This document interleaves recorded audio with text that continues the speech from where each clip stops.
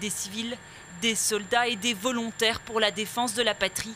Ces supplétifs, recrutés pour venir en aide aux militaires dans leur lutte contre l'insécurité. J'étais en train de prier et l'Esprit de Dieu m'a montré quelque chose. J'étais au Burkina Faso. Et je me suis retrouvé au Burkina Faso. Et pendant que j'étais dans cette nation, j'ai vu comme une attaque qui visait à déstabiliser le président du Burkina Faso. L'Esprit de Dieu m'a dit de prier afin que cette situation n'arrive pas. Et j'ai vu une attaque venir vers lui. C'était une attaque vraiment pour l'écarter, pour le tuer. Et j'ai vu une attaque se manifester au nord. Et l'Esprit de Dieu m'a dit de prier pour cela.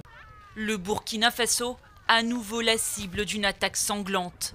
Celle-ci s'est produite à Barsalogo, dans le centre-nord du pays, une localité accueillant de nombreux déplacés fuyant l'insécurité. Samedi, les habitants et les forces de défense sont justement occupés à creuser des tranchées pour protéger la ville lorsque des hommes armés ouvrent le feu.